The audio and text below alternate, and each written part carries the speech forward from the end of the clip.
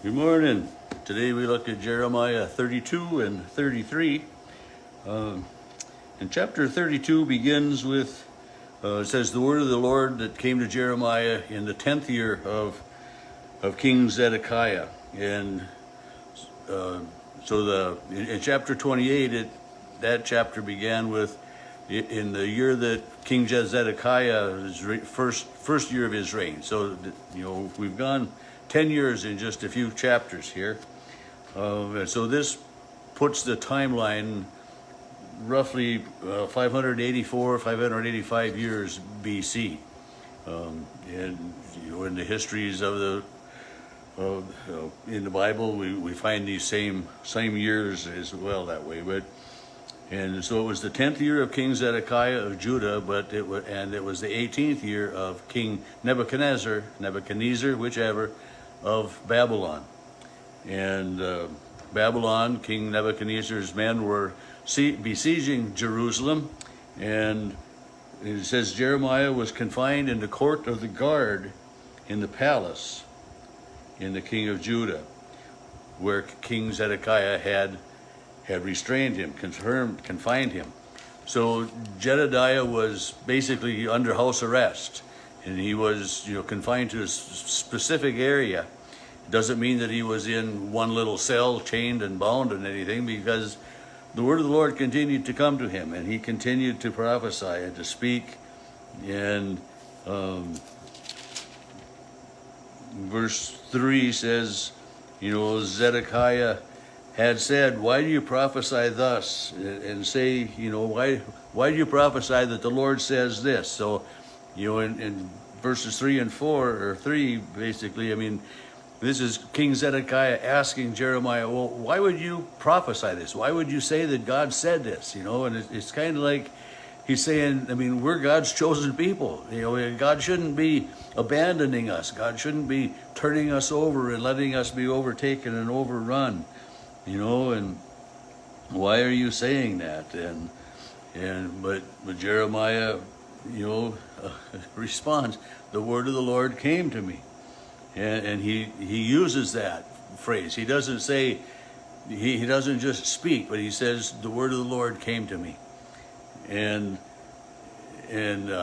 all of these different things that way. So he's sharing with the people what God has shown him, what God has led him to say. And I truly believe that God leads and guides that way, and God gives us words sometimes in certain circumstances and things. And I see posts on Facebook once in a while from people that say, well, God has put this upon my heart, and then they share. And most often it's, those are words that we need to hear.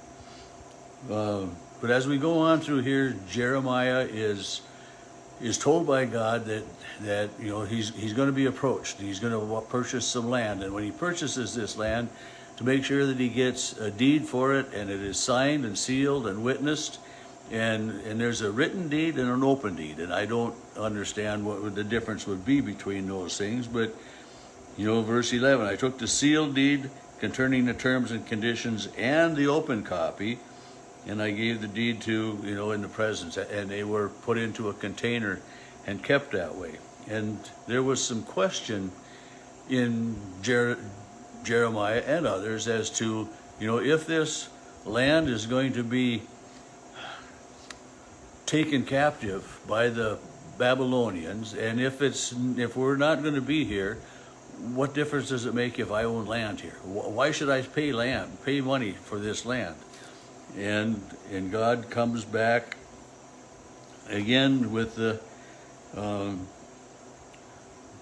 promise after Jeremiah has a prayer to God, speaking to God, but God comes back and says that in time I will restore my people. I will rebuild Jerusalem. It's going to be laid to waste. There's going to be a lot of people that are living here are going to die, and Jerusalem will become history, and it will be a land where there won't even be sheep and cattle grazing, because it's going to be abandoned and desolate. And so got something written in my notation, and I guess not sure what it was meaning there, but you know, and God says, you know, in response to Jeremiah has a prayer from verse 16 through roughly 25 or somewhere in there, and when God responds again, you know, he says, "For the people of Israel and the people of Judah have done nothing but evil in my sight." You know, and I mean, and we hear these words over and over and over as we read through the prophets and stuff.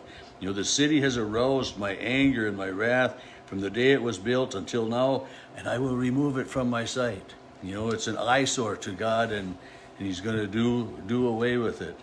And the second part of the ending of verse 35, and I mean, God is talking about that they've been building worship places up in the hills and in the mountains and worshiping idols.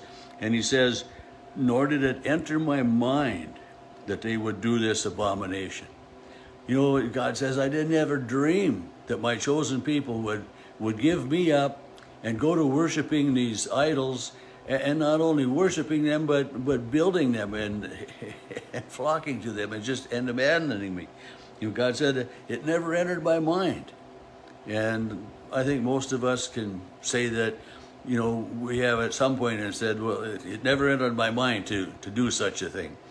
And it's, I mean, you know, some people's minds work in such different ways and things that way. But, you know, there are things that I can't believe that some people do well, they just do them. And it would never enter my mind to do some of those things. But then again, even after God has said this, it never entered his mind that these people would sin so badly. In verse 36 is this changing in God again. This reminder of restoration, of rebuilding. And he says, you know, I'm giving the city and everything into the hand of the king of Babylon. But then the next verse 37, I am going to gather them from all places.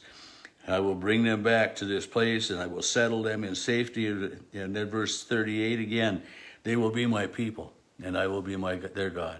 And how many times have we read those words? And quite a few. I mean, they will be my people, and I will be their God. I mean, God isn't giving up on them. Doesn't give up on us either. But it's, you know, he continually sees this evil and this sin and everything going on, and I mean, he does everything he can. He sends prophets. He you know, and then Jeremiah's prayer, it was, you know, Jeremiah was praising God and reiterating the leading them out of captivity in Egypt and all of that. But it just continues that we as human beings fail God. Verse 31, God says, I will rejoice in doing good to them, and I will plant them in this land in faithfulness. I will plant them in faithfulness. I will hope, I will trust that they will do the right thing.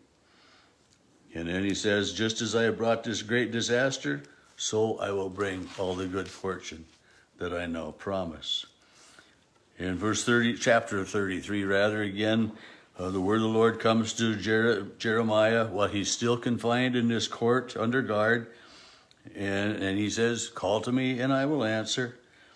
And then again, it's, you know, the city's going to be destroyed. But verse 9, the city shall be a name of joy, a praise and glory before all nations. So again, you know, God is, you know, it's that reminder that, you know, bad things are going to happen, but good things will come later again. In verse 15, in those days and at that time, I will cause a righteous branch to spring up for David, and he shall execute righteousness and judgment. And then the last kind of paragraph of chapter 33, again, starts out, the word of the Lord came to Jeremiah. And he says, have you not observed how people have said? So, I mean, the other countries, other people are saying, other lands are saying that these two families that the Lord has chosen have been rejected. And it appears, and it has happened, that the people of Israel have been rejected by God. And these two families that they're making fun of and they're ostracizing, basically, it says, would I reject the offspring of Jacob and my servant David? I mean, these two biblical heroes that, you know, God changed Jacob's name to Israel, and God chose David as this youngest son, as a shepherd boy, to become a king. And that, you know, that he said to both of them that, just as he did to Abraham and Moses, that the world will be blessed because of you, and your descendants will be more numerous than the stars. But yet the people fell away. And rather than leading all people to God as God's hope was for them, as his everlasting faith and trust in them was, we continue to let God down. But God is everlasting with his love and faithfulness to us.